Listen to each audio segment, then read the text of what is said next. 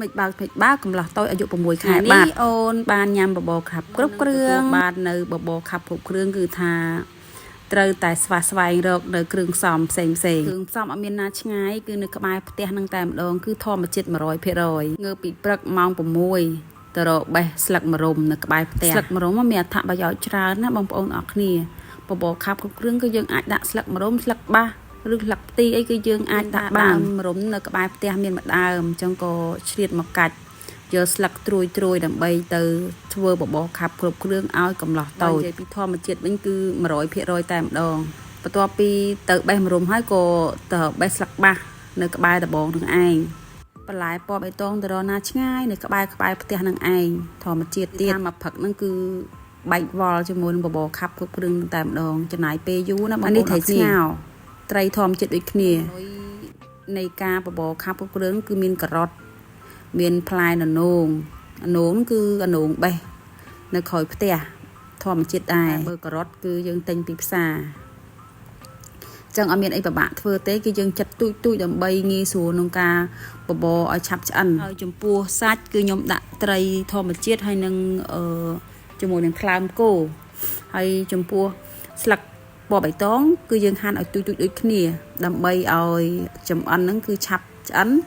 ហើយវាអត់ពិបាកក្នុងការកិនអញ្ចឹងអត់ពិបាកធ្វើទេប៉ុន្តែចំណាយពេលរៀងយូរងើបតាំងម៉ោង6ព្រឹកត្រឡប់មកហើយចូលម៉ោង8រៀងយូរម៉ោងដែរហ្នឹងបើបានដាក់គ្រប់មុខអញ្ចឹងគឺល្អសម្រាប់សុខភាពរបស់កូនយើងហើយចំពោះបន្លែពណ៌លឿងទុំណាបងប្អូនអរគ្នាកុំសឹកដាក់ច្រើនពេកដាក់ការ៉ុតឬក៏ល្ពៅបើយើងមានការ៉ុតហើយបាច់ដាក់ល្ពៅទេបើតែបើមានល្ពៅហើយមិនដាក់ការ៉ុតទេគឺជាប្រភេទថ្លើមគោទិញពីម្សិលមិញដាក់ទូទឹកកកហើយក៏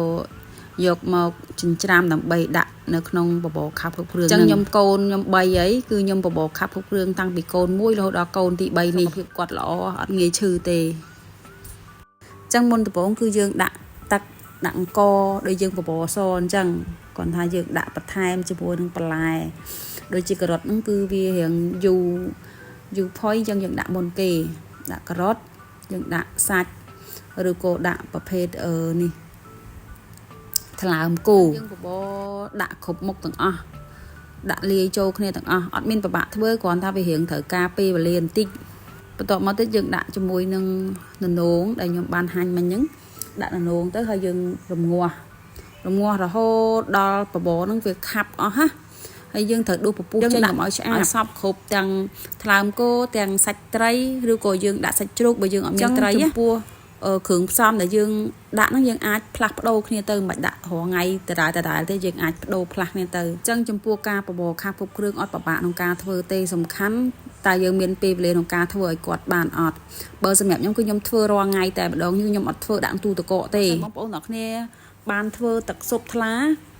ក៏ល្អដែរប៉ុន្តែខ្ញុំអត់មានពេលធ្វើអញ្ចឹងក៏យើងធ្វើជាប្រចាំជាមួយនឹងការធ្វើបបរបែបហ្នឹងហើយមួយថ្ងៃខ្ញុំធ្វើម្ដងទុកបានផឹកកល្ងាចអត់អាចធ្វើច្រើនហើយទុកក្នុងទូទឹកកកបានទេអញ្ចឹងដូចមិញខ្ញុំដាក់ជាមួយនឹងពងទាឬក៏ពងមាន់ដោយសារតែផឹកមិញថាយកពងមាន់នៅក្រោយផ្ទះដែរប៉ុន្តែអត់មានពងអញ្ចឹងក៏ទិញពងទាពីផ្សារយកមកដាក់ពងទាគឺយើងដាក់តែក្រហមអញ្ចឹងអត់មានប្រវត្តិធ្វើទេងាយស្រួលប៉ុន្តែត្រូវការពេលវេលាចំណុចមួយទៀតនេះគឺយើងដាក់ប្រេងអូលីវបើបងប្អូនទាំងគ្នាអត់មានប្រេងអូលីវទេដាក់ត្រឹមតែប្រេងឆាធម្មតាទៅបានហើយដាក់ដើម្បីឲ្យទន់បន្លែអញ្ចឹងបងប្អូនទាំងគ្នាអាចមើលរបៀបនៃការធ្វើបបរខាប់នឹងបានហើយបញ្ជាក់ទៀតបបរខាប់គ្រប់គ្រឿងត្រូវតែខាប់អត់ឲ្យរាវទេណាត្រូវតែខាប់ធ្វើម៉េចកូវីឲ្យវាខាប់ឲ្យវាស្ងួតអំឡុងពេលហ្នឹងគឺវាផ្ទុះមែនតើវាផ្ទុះវាខ្ទាតរៀងពិបាកដែរហ្នឹងណាប៉ុន្តែដល់ពេលវាខាប់អស់ទៅគឺលែងផ្ទុះហើយការពីមុនគឺខ្ញុំប្រើជាមួយចក្រានធម្មតាប៉ុន្តែលើកនេះខ្ញុំប្រើចក្រានអគ្គិសនីអញ្ចឹងវារៀង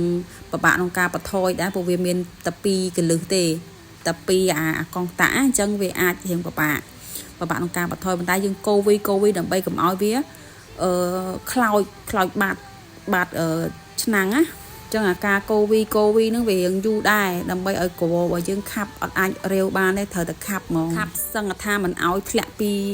ស្រាប់ព្រាឬក៏ធ្លាក់ពីវែចាចំណាយពេលរៀងយូរដែរក្នុងការធ្វើបបរហ្នឹងតែបើសិនបងប្អូនអរគ្នាដាក់ចិត្តដាក់កាយក្នុងការធ្វើស្រឡាញ់កូន សូមព្យាយាមធ្វើឲ្យបានរាល់ថ្ងៃទៅកូនខ្ញុំតាំងពីកូន1កូន2កូន3 6 ខែឡើងគឺចាប់ផ្ដើមឲ្យគាត់ញ៉ាំបបរគ្រប់គ្រឿងអីគឺចាប់ផ្ដើមញ៉ាំបបរគ្រប់គ្រឿងញ៉ាំទឹកគឺអត់ឲ្យបរសអត់ឲ្យស្អីណាលាយមានអំបិលមានអីគឺអត់ទេអត់មានឲ្យទឹកស៊ីអ៊ីវទេគឺអត់ទាំងអស់គឺ